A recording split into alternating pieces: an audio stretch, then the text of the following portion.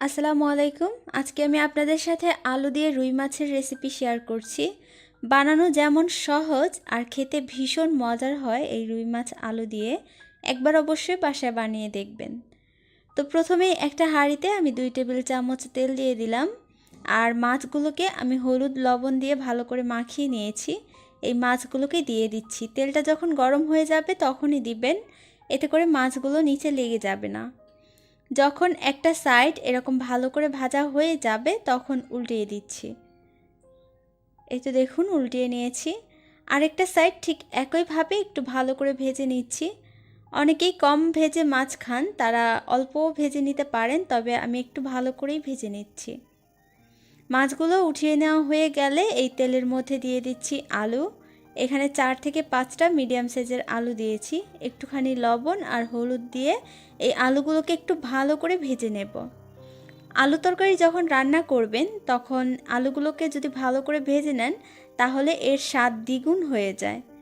তো আলুগুলোকে একটু ভালো করেই ভেজে নিয়েছি, দেখতে পাচ্ছেন কালার চলে এসেছে আলুর মধ্যে। আর ঢাকনা দিয়ে ঢেকেছি, এতে করে আলুগুলো 90%-এর মতো সেদ্ধ হয়ে গেছে। এবার আলুগুলোকে আমি উঠিয়ে নিচ্ছি। উঠানো হয়ে গেলে বাকি তেলের মধ্যে আরও 1 টেবিল চামচের মতো তেল দিয়ে দিলাম। তেলটা গরম হয়ে গেলে হাফ চা চামচ থেকে কম একদম অল্প দিয়ে দিচ্ছি 5 ফোড়ন। 5 ফোড়নটা কয়েক সেকেন্ডের জন্য ভেজে তারপর দিয়ে দিয়েছি পেঁয়াজ কুচি। এখানে 3টা মিডিয়াম সাইজের পেঁয়াজ দিয়েছি। এবার পেঁয়াজগুলোকে ভালো করে একটু ভেজে নিচ্ছি। যখন পেঁয়াজটা এরকম লালচে কালার চলে আসবে তখন দিয়ে দিচ্ছি হাফ চা চামচ আদা বাটা আর হাফ চা চামচ থেকে একটু বেশি রসুন বাটা। এই আদা রসুনটাকে তেলের মধ্যে একটু ভেজে নেব কতক্ষণের জন্য, এতে করে আদা রসুনের অনেক সুন্দর একটা ফ্লেভার হবে। ভাজা হয়ে গেলে দিয়ে দিচ্ছি হাফ চা চামচ জিরার গুঁড়া, হাফ চা চামচ ধনিয়া গুঁড়া, দিয়ে দিচ্ছি 1 চা চামচ মরিচের গুঁড়া। মরিচের গুঁড়াটার ঝাল কম তাই 1 চা চামচ ব্যবহার করেছি, আপনারা ঝাল বুঝে ব্যবহার করবেন। হাফ চা চামচ হলুদের গুঁড়া দিয়ে দিচ্ছি। এবার একটু পানি দিয়ে এই মশলাগুলোকে খুব ভালো করে একটু কষিয়ে নিতে হবে। আপনি মশলা যত ভালো করে কষাবেন রান্নাটা তত দারুণ হবে।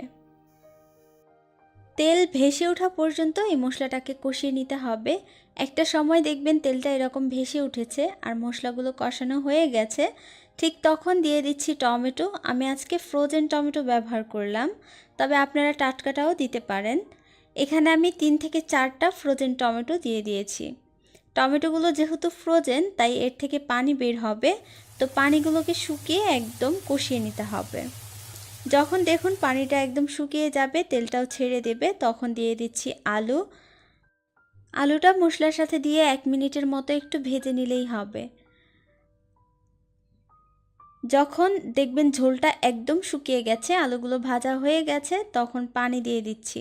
ঝোলটা পরিমাণ বুঝে দিতে হবে, যেহেতু আমাদের আলুও 90% সেদ্ধ করা আর মশলাগুলোকেও কষিয়ে নিয়েছি, তাই এরকম সমান সমান করে ঝোলটা দিয়ে দিয়েছি। আর যখন ঝোলটা এরকম টকবগিয়ে ফুটতে থাকবে তখন মাছগুলো দিয়ে দিচ্ছি।